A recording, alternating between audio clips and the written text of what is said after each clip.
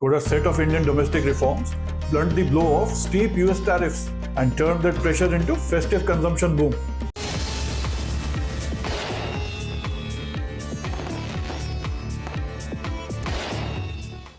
This Diwali, the answer was yes. Tata Motors said its sales in the 2025 festival season jumped by 33% to 1 lakh cars. Auto registration data, this one compiled by brokerage Nuvama, shows that two-wheeler sales grew 20% from Navratri to Diwali over previous year. Car sales grew 17% and LCVs grew by 23%. Electronics goods data compiler Counterpoint says smartphone sales grew 10% by volume and 18% by value. Vijay Sales told CNBC it saw 20% growth in consumer goods durables sales this year versus a growth of 10% in the last festive season. And finally, various brokerage sources tell us that the top e-commerce sites JioMart, BigBasket, Blinkit and Zepto saw 65% to a 200% growth in average daily users. Let's rewind and see how GST 2.0, industrial schemes and logistic reforms helped India convert global headwinds into a domestic growth story. Before we move forward, please do consider subscribing to the channel if the subjects of business, finance and economy are of your interest. In mid-2025, the US raised tariffs on many Indian exports. In headlines, this went as high as 50%, hitting labor-intensive exports like textiles, gems and jewelry, and some manufactured goods. Economists warned that such tariffs could shave around 0.5% of India's GDP and hit export volume hard. The threat was real, but New Delhi responded on multiple domestic fronts. The government's response was not a single move, it was a package. GST 2, a sweeping simplification and rate rationalization, effective 22nd September 2025. That shifted many goods to lower rates and improved affordability. PLI and Make in India incentives, scaling domestic manufacturing in electronics, appliances, pharma and auto components. Another one was logistics upgrades like PM Gati Shakti, speeding last mile delivery. And last but not the least, a strong vocal for local push to tilt consumer preference towards Indian-made goods. These initiatives targeted demand, supply and logistics simultaneously. The result, within weeks and peaking over the festival season, was a record Diwali. 6.5 lakh crore rupees worth of goods and services sold during this Diwali, a 25% year-on-year jump, with roughly about 5.4 lakh crores in goods and strong participation across small towns and neighborhood shops. This wasn't confined to just high-end malls. Traditional retail captured the lion's share of the uplift. Now, why does this matter for US tariffs? 3 channels. Domestic demand cushion.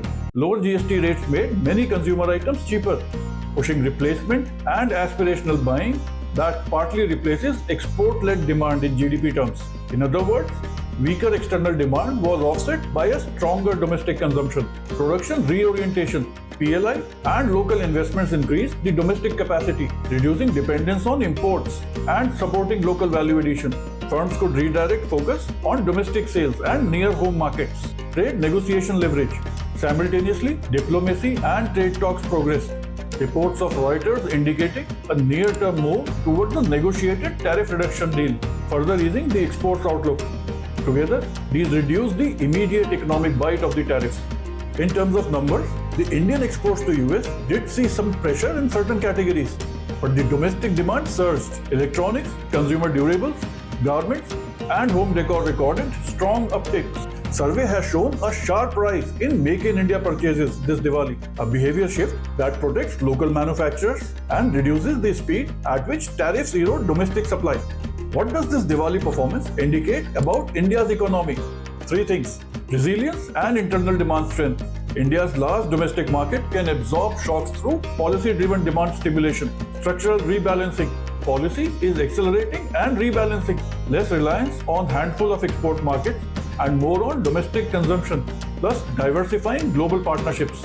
Productivity and supply improvements, investment incentives and logistic reforms are beginning to show results, making India a more viable local production hub, not just an exporter. Experts warn that tariff shock will still possess a medium-term threat to exporters and employment in export-dependent clusters. Also, certain surveys found incomplete pass-through of GST benefits to the consumers. In other words, benefits must be monitored to keep the consumers' trust. Finally, Sustaining this momentum requires converting festival time purchases into recurring demand and keeping the supply chains competitive. So did the domestic policy neutralize Trump's tariffs? Not single-handedly and not for all sectors, but GST2, PLI, logistics upgrade and a strong Make in India push materially cushioned the impact, redirected demand domestically and bought India time while diplomatic channels are engaged on tariff moderation.